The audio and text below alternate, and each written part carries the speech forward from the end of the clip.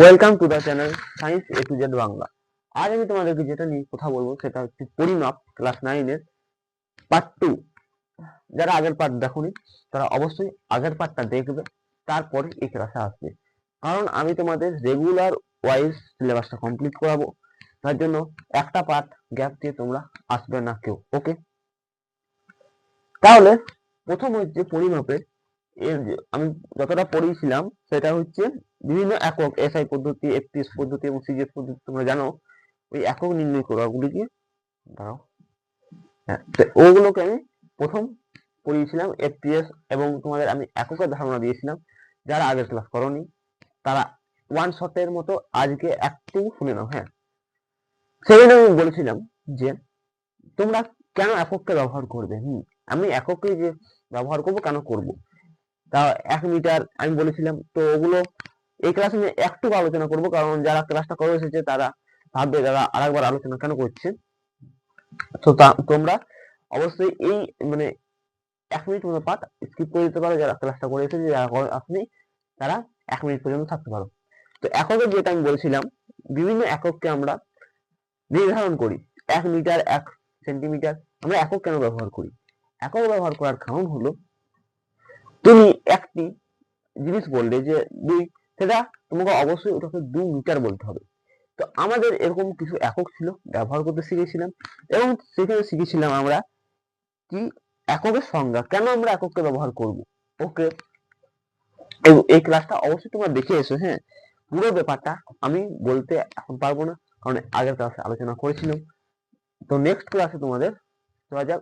আজ আমরা পড়বো একক বিহীন থেকে শুরু করে তোমাদের চ্যাপ্টার কতটা আছে,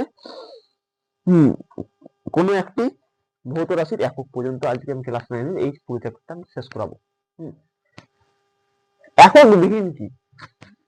একটি জিনিসকে তুমি মানে 5:2, এটা কি একক প্রয়োজন? একটা সংখ্যার কি একক প্রয়োজন? তুমি বলো। 1:2, এটা কি একক প্রয়োজন? নিশ্চয়ই না। একক বিহীন মানে যেগুলো একক থাকবে না, এক কথায় যেগুলো একক থাকবে না। তুমি দেখো, একক বিহীন রাশির মধ্যে পড়বে তোমার পারমাণবিক গুরুত্ব। হ্যাঁ, একটা করে সংখ্যা প্রকাশ হবে, বুঝলে? মানে যেটা বলতে চাইছি, 1:2 মানে একটা অনুপাতে আসবে। যেই সংখ্যাটা মানে আসবে সেটা অনুপাতে। যে সমস্ত রাশিগুলি অনুপাতে আসে তাদের একক হয় না। এটাও লেখা আছে, যে সমস্ত রাশিগুলি দুটি সমযোজী রাশির অনুপাত আকারে প্রকাশ হয় সেই ভৌত রাশিগুলির কোনো একক থাকে না। থাকে না কি করি, এটা থাকে না, কোনো একক থাকে না। তাহলে কি বললাম, যেগুলো অনুপাতে আসবে, মানে যেমন একটা এক্সাম্পল দেওয়া যেতে পারে। এক্সাম্পল আমি এখানে লিখছি। এক্সাম্পল কি লিখবে?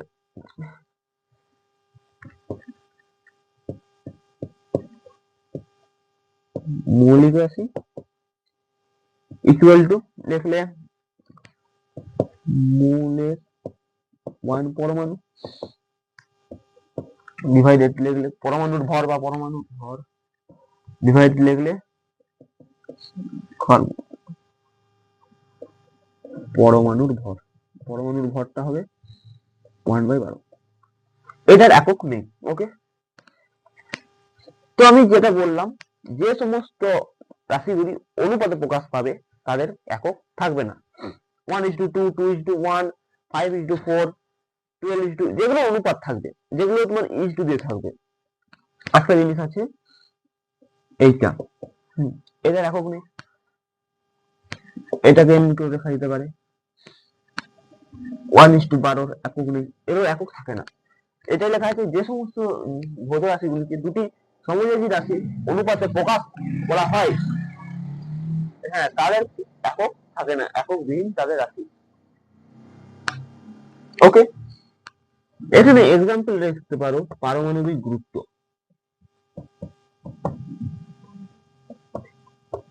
যেটা এখন আমি দেখালাম। তারপর আপেক্ষিক গুরুত্ব,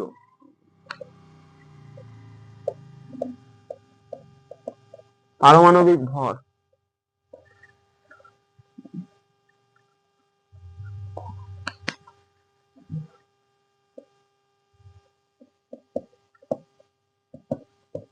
আণবিক ভর।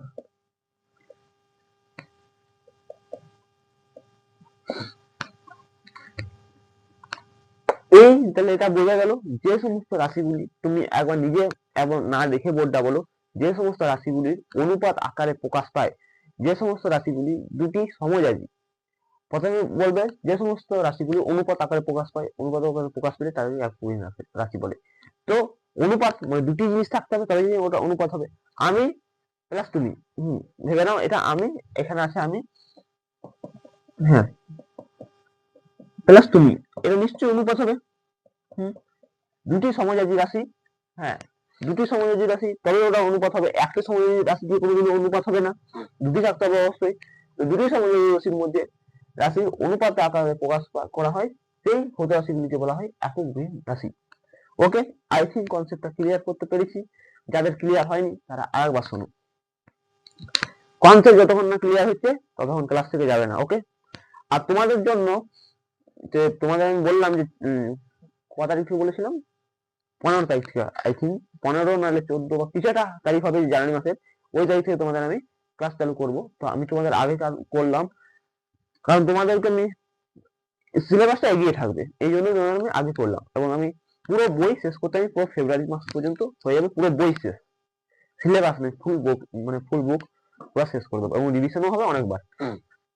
তাহলে আরেকবার বলে দিচ্ছি, যে সমস্ত ভৌত রাশিগুলি যদি সমজাতি রাশির অনুপাত আকারে প্রকাশ পায়, যে সমস্ত রাশিগুলি অনুপাত আকারে প্রকাশ পাবে সেই রাশিগুলিকে বলা হবে একক বিহীন রাশি।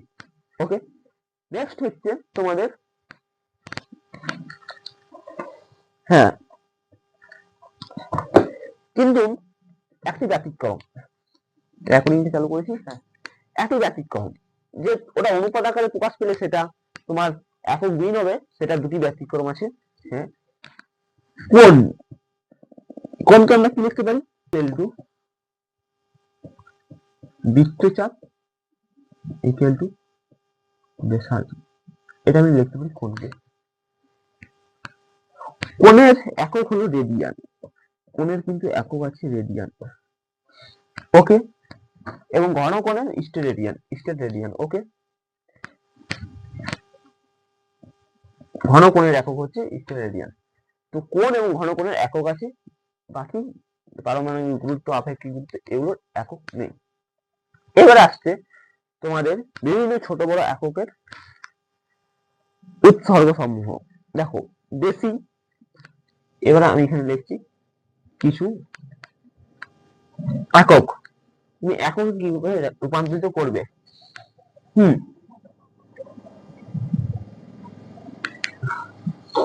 ডেসি, সেন্টি,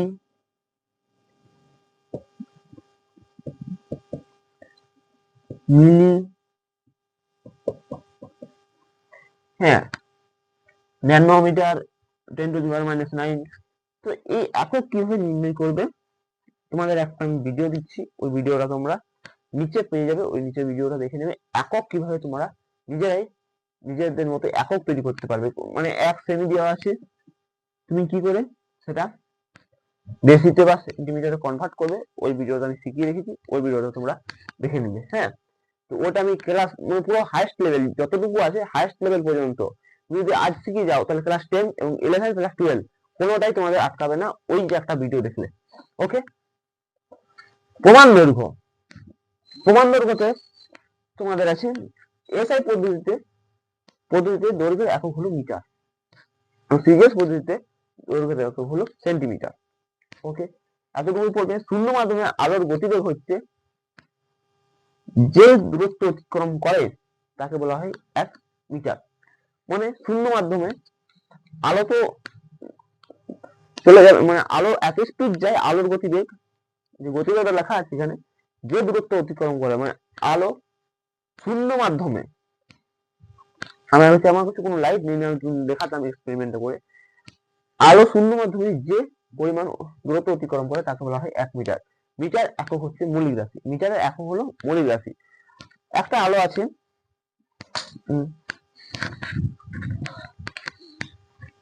এটা লাইট, টর্চ লাইট, হ্যাঁ এটা টর্চ লাইট।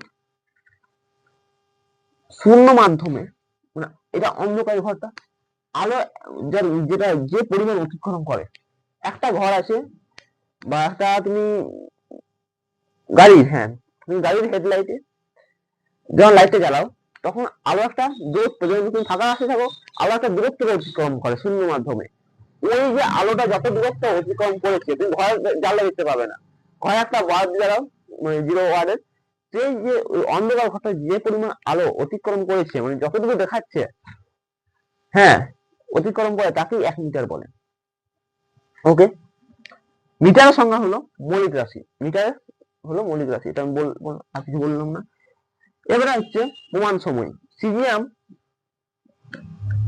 133 পরমাণু নির্দিষ্ট বিকিরণের 192 631 770 কম্পাঙ্কের সময়কাল হলো ইকুয়াল টু 15, না 15 বলছি, এটা 15 না, এটা 1 সেকেন্ড হবে, 1 সেকেন্ড, এটা ভুল।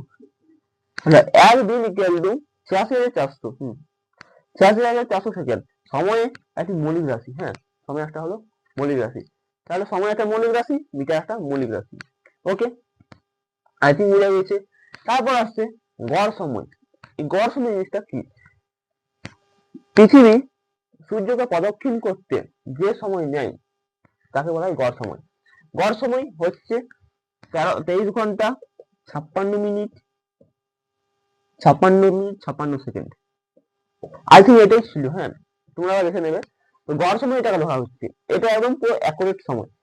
এই যে 4 মিনিট 4 সেকেন্ড যেটা থাকছে, এই সময়টা তোমাদের লিপ ইয়ার যে মাসটা থাকে এপ্রিল মাসের 4 বছর অন্তর অন্তর, সেটাকে একদিন থেকে ধরা হয়। প্রমাণ ভর, কোন বস্তুর মধ্যে যে জড় পদার্থ থাকে সেই বস্তুটিকে বলা হয় প্রমাণ ভর। মানে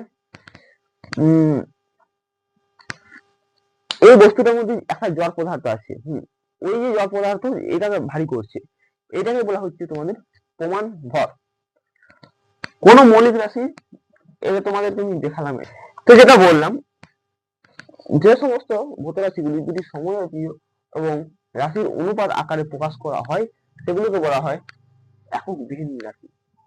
এগুলোকে আমি বললাম, আর কুইক রিভিশন করে দিচ্ছি। যে সমস্ত রাশিগুলি অনুপাত দ্বারা প্রকাশ করিত হয় সেগুলোকে বলা হয় মৌলিক রাশি। ওকে, সমস্যা বন্ধ হয়ে যায় তো। ওকে, এবং এর এক্সাম্পল হচ্ছে পারমাণবিক গুরুত্ব, আণবিক গুরুত্ব, আণবিক ভর, পারমাণবিক ভর, আপেক্ষিক গুরুত্ব, এগুলো হচ্ছে তার এক্সাম্পল। প্রমাণ দৈর্ঘ্য, এসএ পদ্ধতিতে প্রমাণ দৈর্ঘ্যের একক হলো মিটার এবং সিজিএস পদ্ধতিতে হলো সেন্টিমিটার, সেটা আমি আগের দিনও বলেছিলাম। শূন্য মাধ্যমে আলো যে পরিমাণ পথ অতিক্রম করে তাকে বলা হয়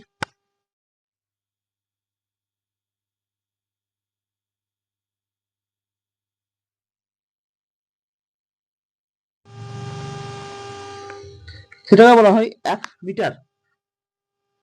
প্রমাণ সময়, সিজিএম 133 পরমাণু নির্দিষ্ট বিকিরণের 192 এবং 631 এবং 770 কম্পাঙ্কের সময়কালকে বলা হয় 1 সেকেন্ড। 1 সেকেন্ড ইকুয়াল টু কত বললাম? 86,400 সেকেন্ড। একদিন ইকুয়াল টু 86,400 সেকেন্ড। এইটাই হলো সময়, হলো একটি মৌলিক রাশি এবং তোমাদের মিটার হলো একটা মৌলিক রাশি। গড় সৌরদিন কি? পৃথিবীকে সূর্য প্রদক্ষিণ করতে যে সময় অতিবাহিত করে সেটাকে বলা হয় গড় সময়কাল। প্রমাণ ভর কি? কোন বস্তুর মাধ্যমে যে পরিমাণ জড় ধর্ম পদার্থ, মানে জড়তা ধর্ম কাজ করে তাকে বলা হয় সেই দৈর্ঘ্যের প্রমাণ ভর, সেই বস্তুর প্রমাণ ভর। তো আজকের এই ভিডিওটা তোমাদের কতটা হেল্পফুল হচ্ছে বা কতটা ভালো লেগেছে তো অবশ্যই তোমরা ভিডিওটার কমেন্ট সেকশনে জানাবে। ওকে, তোমাদের